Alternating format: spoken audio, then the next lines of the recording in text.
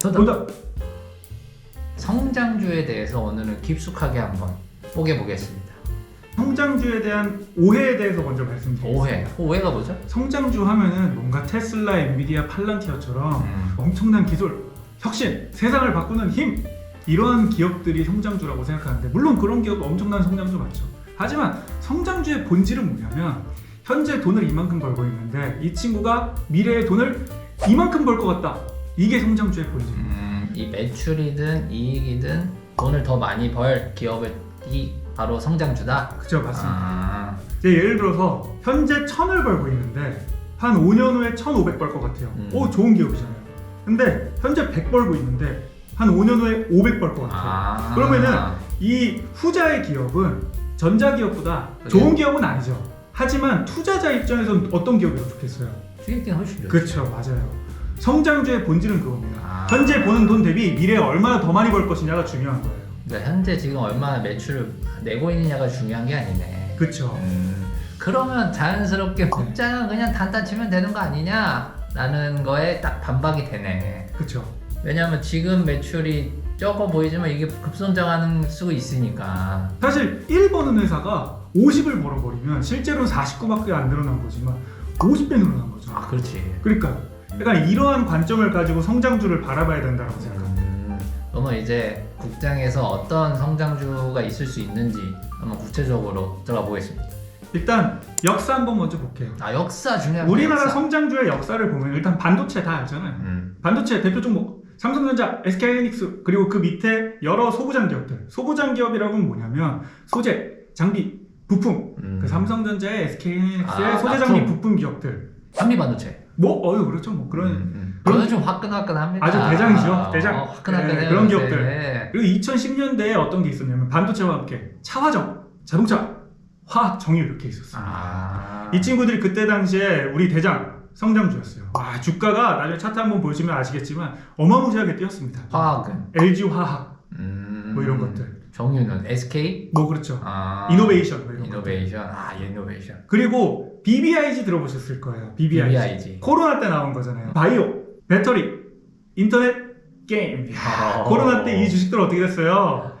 참 무섭지. 네이버, 카카오, 그리고 바이오 주식들, 그 다음에 지금은 마음이 아프지만 NC소프트 뭐 이런 기업들 있잖아요. 게임주 많이 갔잖아요. 맞아요. 그리고 그 이후에 완전 최근은 아니지만 한 1, 2년 정도 전에 태조 이방원이라는 말이 나왔어요. 이 말은 누가 만드는 겁니까? 태조 이방원. 태양광, 조선, 2차전지, 방산, 원자력. 이 중에서 지금 괜찮은 게 조선 좀 괜찮고 방산 대장이고, 원자력은 뭐 두산에너빌티 좋잖아요. 쫙 가고 있잖아요. 태양광하고 2차전지 주주분들 많이 힘드실 거예요. 근데 이번에 신재생에너지 나왔잖아요. 2차전지도 같이 따라갈 거로 봅니다. 그 중에서 지금 수소가 잘 나가고 있는데 미래에 잘 될 산업이라는 건 정해져 있어요. 근데 어떤 애들은 잘 나가고 어떤 애들은 못 나가고 있잖아요. 그거에 대해서 말씀드리겠습니다. 바로 성장주에도 사이클이 있어요. 왜 사이클이 있냐? 간단합니다. 수요 공급 법칙 때문에 그래요. 이 종목이 좋다 그러면은 사람들이 막 살 거 아니에요. 그럼 미래의 가치를 반영한 게 원래 주식인데 미리 땡겨온다 이거지. 미리 막 땡겨오는 거야. 한 5년치만 땡겨오면 되는데 보이지 않는 10년, 20년치까지 땡겨버리는 거예요. 그러니까 PER이 막 200, 300, 1000까지 가버리는 거죠. 그럼 그때 어떻게 되겠어요? 쫙 떨어지는 거예요. 그 이후에. 그리고 또 하나, 그때 당시에 유명한 산업이니까 공급이 과잉이 돼요. 인형 뽑기 유행할 때 인형 뽑기 가게 와장창창 생겼잖아요. 다 없어졌습니다. 없어지거나 아니면 경쟁력 때문에 장사가 잘 안 되는 거죠. 그렇기 때문에 어떤 시기가 와요? 하락하는 시기가 옵니다. 안 좋은 뉴스, 안 좋은 얘기 막 많이 나온단 말이에요. 그럼 사람들의 심리가 어때요? 무섭잖아요. 막 팔아요? 그냥 다 팝니다. 그러면은 원래 가치보다 더 많이 떨어지는 거예요. 폭등과 폭락이 아주 쉽게 일어나는. 그래서 사이클이 생긴다 이거지. 그쵸. 근데 어쨌든 돈을 많이 벌 거는 맞으니까 언젠가는 다시 우상향을 한다는 거네. 그렇죠. 근데 만약에 그러한 쪽에 ETF를 투자한다. 그러면 공부를 덜 해도 되지만 그 ETF 안에 있는 종목들 중에서 얘가 진짜 찐일 것 같다. 얘가 살아남을 것 같다. 이런 기업들 있잖아요. 사실 삼성전자, SK하이닉스가 전 세계 그때 당시에 굴질 기업들을 다 제치고 1등, 2등 먹은 거 아닙니까? 그런 한번 내가 찾아보겠다. 이러한 공부도 좋을 것 같아요. 삼전은 근데 찾아도 많이 안 올랐네요. 근데. 과거에선 많이 올랐죠. 근데 이제 과거에선. 그래도 하이닉스 많이 올랐으니까. 그러니까 하이닉스는 뭐 지금 많이 오르고 있고 엄청 올랐으니까. 좋죠. 네. 근데 전 비교적 본인에 비해서는 한참 초보잖아요. 그래서 이런 말 들으면 어떤 생각? 그래서 그거 어떻게 고르냐 이거야. 그게 지금 역사는 알겠다 이거야. 이 사이클이 있다는 것도 알겠어. 그래서 100 벌다가 500벌 주식을 어떻게 고르냐 이겁니다. 그래요, 맞아요. 알려줘요. 이미 다 알아요. 다 나와 있으면. 첫 번째 방산? 방산이잖아요. 그리고 두 번째 또 어디예요? 로봇 쪽이에요. 그리고 세 번째 바이오 헬스케어입니다. 방산이랑 로봇은 뭔가 이해가 돼. 네. 근데 바이오가 왜 우리한테 유리한 거야? 사람들은 바이오 하면은 약간 강원랜드를 떠올리더라고요. 그러니까 바이오 우리나라 대표 주식이 삼성 바이오로직스인데 이 친구들은 실제로 생산을 하는 기업이란 말이에요.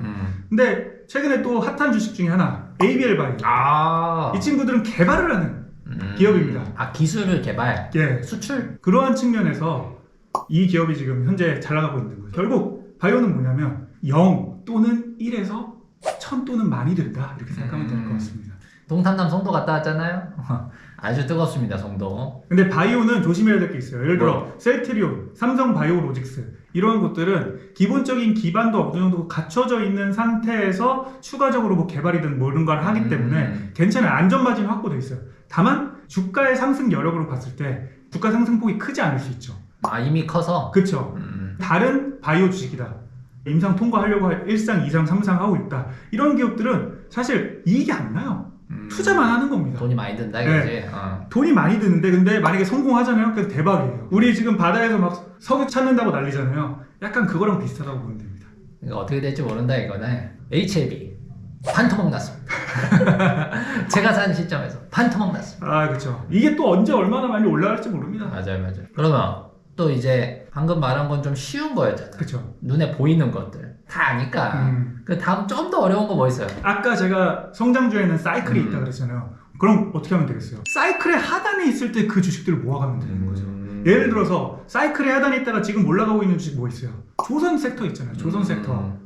그리고 지금 대선 주자 때문에 꿈틀꿈틀하고 있습니다. 최근 친환경, 2차전지 관련된 주식들. 신재생 에너지 쪽이 꿈틀꿈틀 하더라고요 요새. 그렇죠. 최근에 많이 올랐던데. 2번 유형 괜찮은 것 같네요. 2번 유형. 2021년, 22년까지만 하더라도 2차전지 친환경 이런 거 얘기만 했었어요. 맞아, 이 얘기만 했던 것 같아요. 근데 갑자기 최근 한 3년간 안 들렸잖아요. 망했다. 그러다 이제 슬금슬금 들리잖아요. 사실 진짜 고수들은 말 안 하고 있을 때 삽니다. 그리고 그치. 지금 뭔가 보일 때 추가를 쫙 해놓고서 사람들에게 뉴스에 나올 때 있잖아요. 그때 많은 비중을 덜어냅니다. 이게 최근에 저도 책을 읽고 있는데 커스터라니 형님의 이제 타원형 형님? 형님이 지금 네네. 타원형 계란 이 원리구만. 사이클. 그러면 확실히 지금 친환경이랑 2차전지를 좀 공부를 해봐야겠네. 그리고 또 그런 거 있어요. 우리 주변에서 다 찾을 수 있습니다. 사실 전 이 부분이 너무 약해요. 트렌드도 모르고 전혀 모르죠. 유행에도 민감하지 않고 패션 이런 거 잘 모릅니다. 패션 봐봐요. 맨날 똑같은 것입니다. 실예로 예전에 JYP 거의 한 10년 전이거든요. JYP 주가가 몇천 원대였을 거예요. 그때 당시에 트와이스가 좋다고 주식을 계속 사모가신 분이 있습니다. 트와이스가 그리고 JYP에 있는 가수들이 글로벌에 진출할 거라고 굳게 믿으시더라고요. 믿음! 근데 그 믿음은 저는 분석할 수 없습니다. 뭐 그런 식으로 본인이 좋아하는 분야에서 충분히 전 찾을 수 있다고 봅니다. JYP 예측하기 쉽지 않은데 공부하면 돼요. 돈 타는 같이 하면 됩니다. 사실 성장주 투자가 난이도가 제일 높긴 합니다. 왜냐면 어느 정도의 상상력이 필요하거든요. 그리고 배포가 필요합니다. 베팅할 수 있는 능력 굉장히 어려운 분야예요. 하지만 지금 시기 너무 좋은 시기라고 봐요. 과거로 돌아가 보자면 IMF 그리고 금융위기 그 다음에 코로나 시절 그 급입니까 요즘이? 지금 성장주 공부하고 투자하기 너무 좋은 시점이다. 다음 시간에 그거의 과거의 예시를 약간 저의 경험을 담아가지고 조금 더 구체적으로 한번 털어보겠습니다. 설레는 시간이 되겠군요. 그럼 다음 시간에 바로 찾아오겠습니다. 돈탑